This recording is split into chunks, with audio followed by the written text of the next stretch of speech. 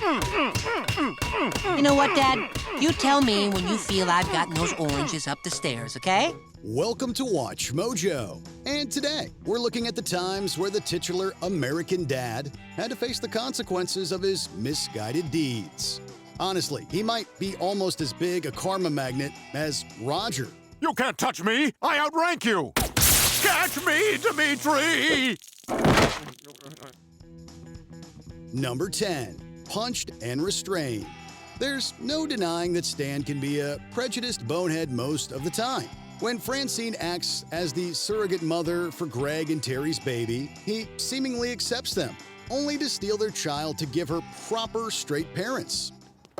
Don't you worry, little girl. We're gonna find you a real home. He later steals a lesbian couple's children. Stan eventually returns all of the kids, having learned his lesson, expecting everyone to forgive him. Instead, Terry rightfully punches his lights out and puts a restraining order on him. So I'm gonna take a chance and let you guys raise your own child. Come on, give me a hug. You know you want to. Future episodes imply that the restraining order was lifted, but honestly, what did Stan think was going to happen? You can't commit child abductions based on intolerant intentions and expect everyone to laugh it off. You ever gonna drop the restraining order? No. She likes sugar in her coffee. Number 9. Abandoned by mommy and daddy-in-law. Stan has had enough of Francine's adoptive parents, Mama and Baba, deciding to find her birth parents. He's overjoyed to discover that the in-laws are everything he could have asked for. Well, this has been a great afternoon, Stan. But we should probably meet Francine. Who's that now? Our daughter? Is that necessary? I mean, the triangle is the strongest structure in nature. Scheming to have Francine disown her adoptive parents in favor of her birth ones, the plan goes well, only for Stan to discover how awful his in-laws really are.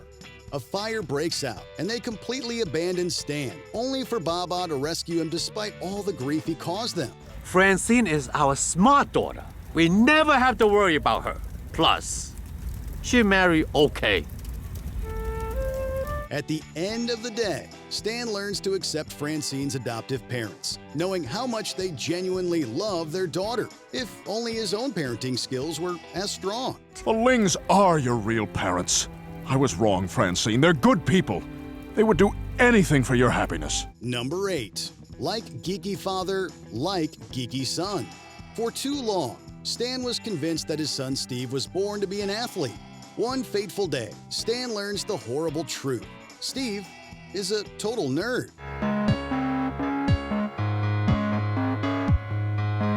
Ah! No!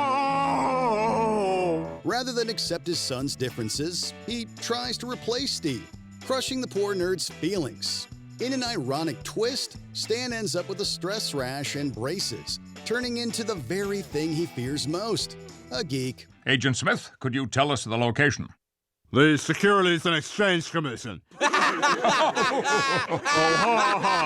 funny. All right. He's belittled, harassed, and ditched at work, getting a huge sample of how he treated Steve. The egg is on Stan's face even more when Steve's nerdiness helps him catch a dangerous cyber terrorist, forcing him to accept his son's quirks. For today, at least. Way to go, son. Thanks, Dad. I'm just glad you learned to finally appreciate me for who I am. I sure have, son. Number 7. A painful waste of money. Stan is living large after getting a huge bonus at work.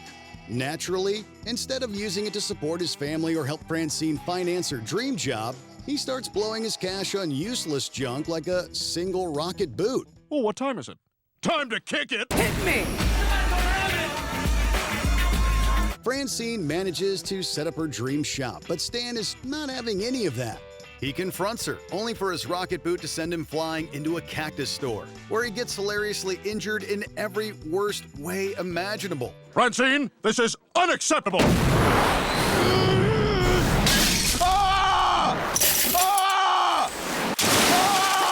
While we don't see the actual injuries, Stan's screams of pain are enough to put a smile on our faces. This all could have been avoided if he were a supportive husband instead of a materialistic doofus. Here's your $5,000 back. You made all this in one day? That's right, I did. Through hard work and giving people incorrect change. Number 6. Worse than I told you so. Stan is terrified of ever hearing Francine utter the words, "I told you so." What lengths he will go to avoid hearing that dreaded phrase? Enough to manipulate and gaslight Francine into thinking that she murdered her friend, causing her to flee the country in guilt. If I can't turn myself in, then I've got to dedicate my life to helping others. I'm going to India to care for the poor. Stan finally apologizes and confesses to her. Francine rightfully tears into him for everything he puts her through. Her seething hatred and pain are on full display. You're sorry? Do you know what super diarrhea is, Stan? Do you know how much you've screwed up my life? Honestly, Stan would have been better off if she just said, "I told you so." Of course, we all know Francine stays with Stan in the end, but sometimes we can't help but ask why. I'm pretty eager to get home myself. Don't touch me. Still not there yet? Not even close. Number 5. An unexpected slap. In a rather twisted tale, Steve uses a cloning machine from Stan's job to create a prom date for himself. However, instead of a hot girlfriend, Steve gets a cloned infant that quickly ages in time for the dance. They grow up in the most delightful way. Those little eyes so helpless and appealing. By now, Steve sees her more like a daughter than a date, but Stan can't resist commenting on how hot the clone turned out. So Steve slaps him right on the jaw. Didn't think you had it in you, but seriously, sick trim, bro. Steve usually worships Stan and isn't one for violence. This was extremely unexpected, but definitely satisfying given Stan's crass comments. Stan ends up killing the clones to save his job, but it's comforting to know that Steve can stand up to his father sometimes. What am I supposed to do now? You're gonna have to be strong, Steve. Be a man and move on with your life. Darren! Number 4. A harsh lesson in humility. The Smiths have just put together a lovely Christmas night. It's not enough for Stan the perfectionist.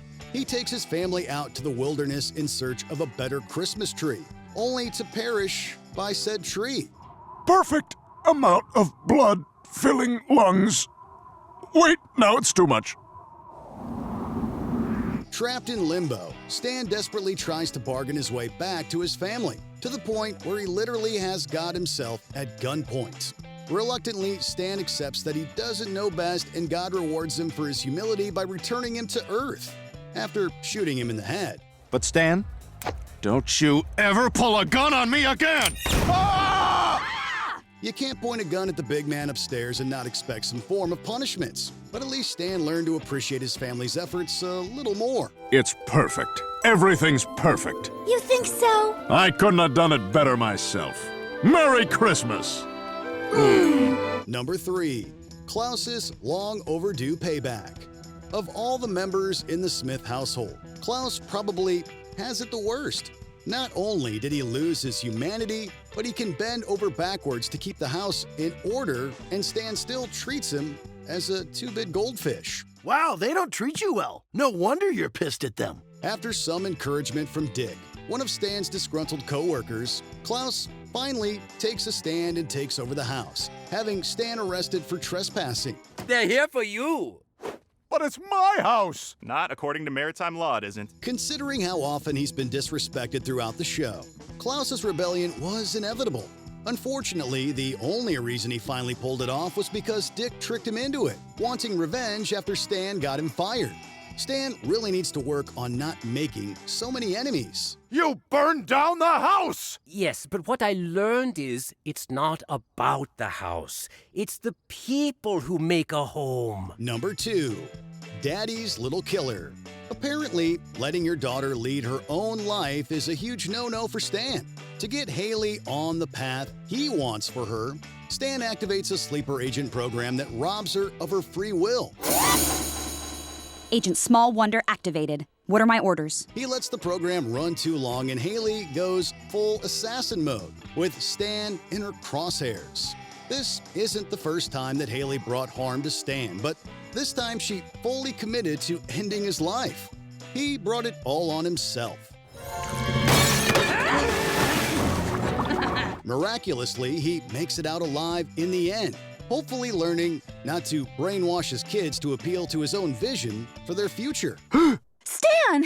Are you okay? Yeah, I just had a dream that I was dead. You were! For 6 whole minutes!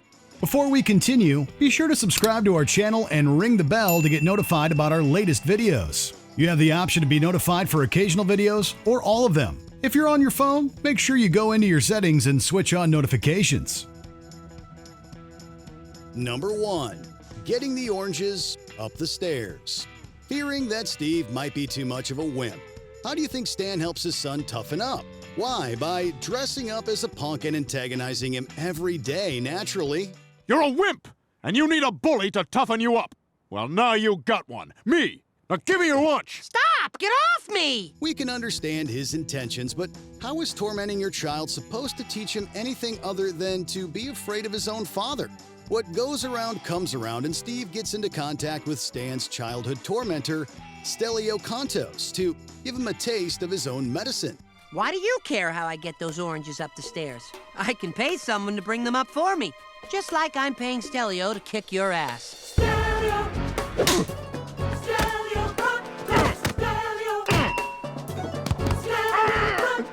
We don't expect Stan to ever fully accept his kids for who they are, but we'll never get tired of seeing him get his just desserts for monopolizing their lives.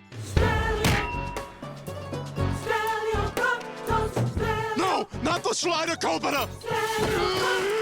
Where do you think karma hits Stan the hardest? Let us know in the comments. He pushed me in the pool.